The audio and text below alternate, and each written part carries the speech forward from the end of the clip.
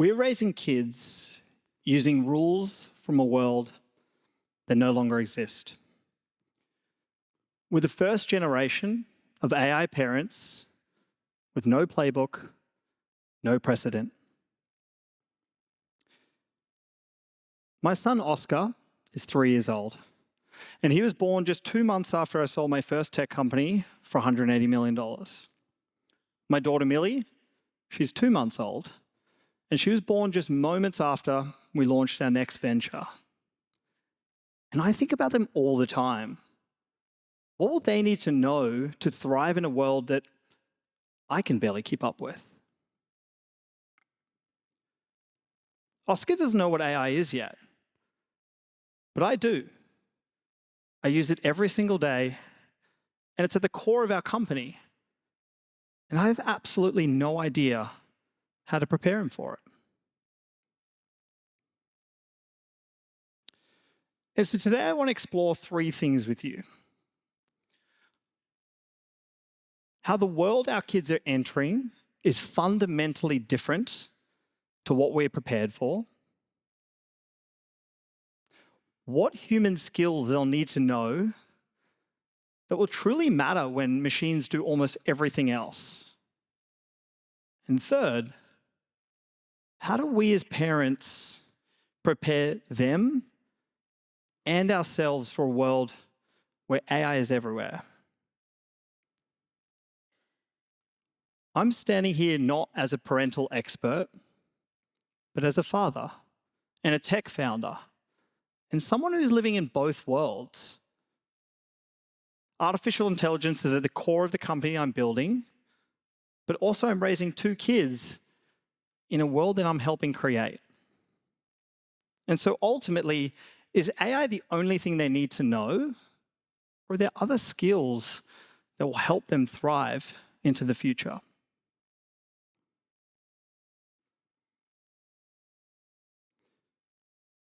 Let me take you back. When I was a young boy, the most awkward conversation a parent could have with their child was the birds and the bees. And I remember it like it was yesterday. My mum's holding this piece of paper. She sits me down at the kitchen table, and I'm just like freaking out. I've got nervous energy. Something felt different about this particular conversation. She whips out that pen and she starts drawing. And I'm talking like full anatomical diagrams, male, female, everything. She was an incredible artist. And it was in that moment that I now know what I experienced. It was dissociation. Physically, I was there. I was definitely at that table. But I was not there. I was definitely not there. But that conversation has shifted for the generation of today. Today, the conversation we need to have with our kids is about cyberbullying, online creeps, digital footprints, screen time. In 10 years from now, what's the conversation we need to have with our kids? Is it, all right, darling, now I know the algorithm knows you better than you know yourself. Please don't listen to it. I actually don't know what that conversation is going to be. And it kind of terrifies me. But here's what I do know. Generative AI reached 40% adoption in just 2 years. The internet reached 20% in that same time frame. That's half the adoption rate. AI is the fastest growing technology in human history, and yet we haven't really changed the way we're parenting. Our kids are growing up surrounded by AI. From the moment they wake up, they're interacting with systems that can learn faster than we ever could. Now, before you start thinking, who is this bloke? Why'd they bring him on stage just to freak us out? Let me give you a bit of context. The world has always rewritten the rules. We've seen big technological shifts, and each time it's forced us to redesign the way we raise and educate our kids. Even though 72% of parents say they're worried about AI's impact on the future of their kids, only 17% of them are actually doing anything about it themselves. They're not learning it. So how can we possibly educate our kids on something that we don't use ourselves? Because kids do what we say, not what we do. Now, in the past, there's these big technology shifts that have happened. The Industrial Revolution. It was simple. Our kids need to learn how to be factory workers. So, punctual, obedient, and literate. That was the curriculum. Show up on time, listen to the rules, and don't ask any questions. Then came the Second Industrial Revolution. And from there, we needed office workers, managers, and tradespeople. And so we shifted the education system again. Post-World War II, we've moved to a STEM-focused system where we needed to compete in the space race, the nuclear age, the scientific boom.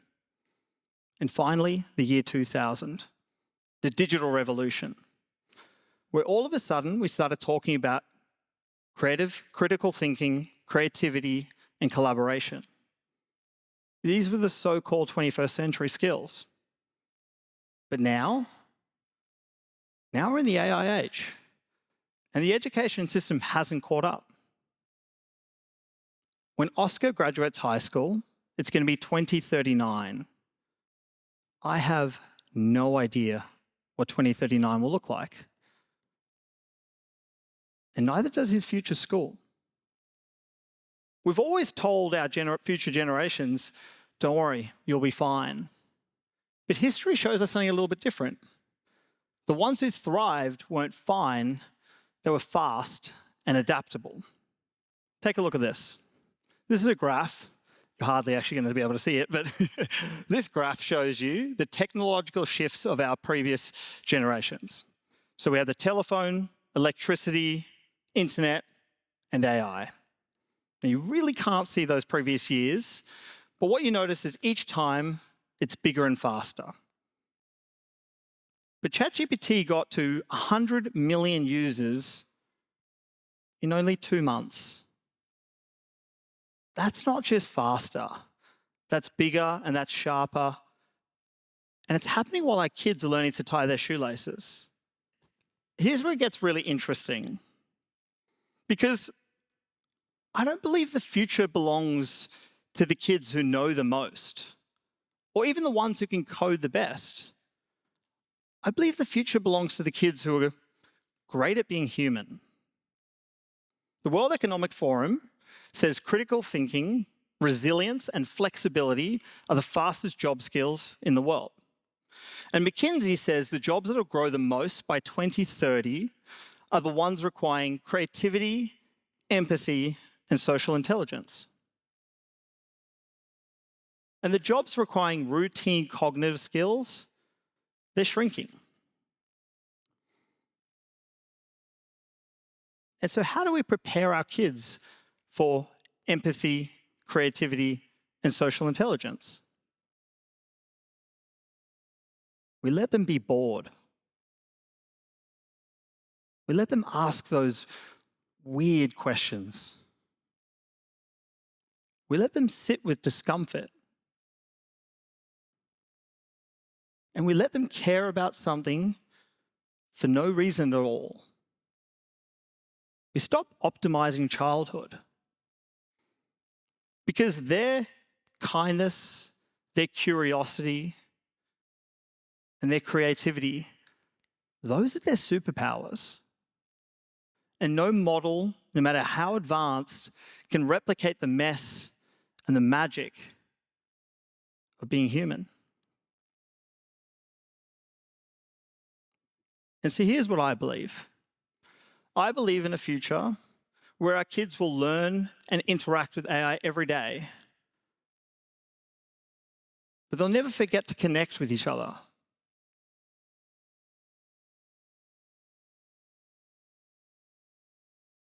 Where kids will collaborate with machines, but they never lose what makes them human.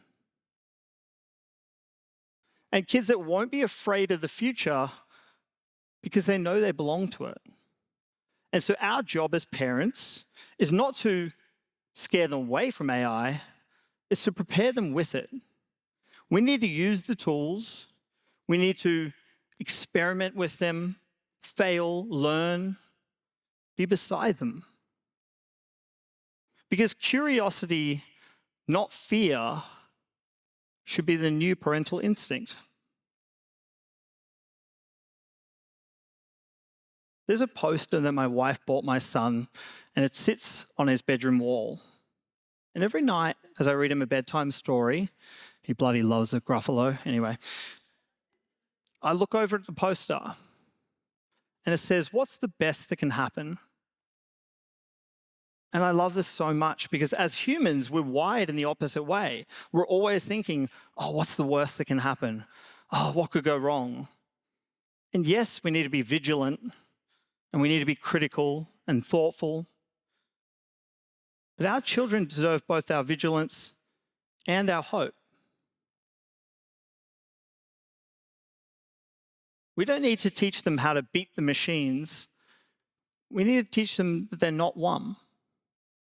And maybe the best thing we can do is teach them how to be beautifully, courageously human.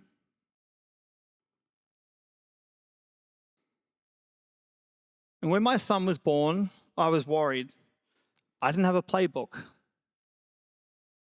But maybe that was the point. Maybe we get to write it together.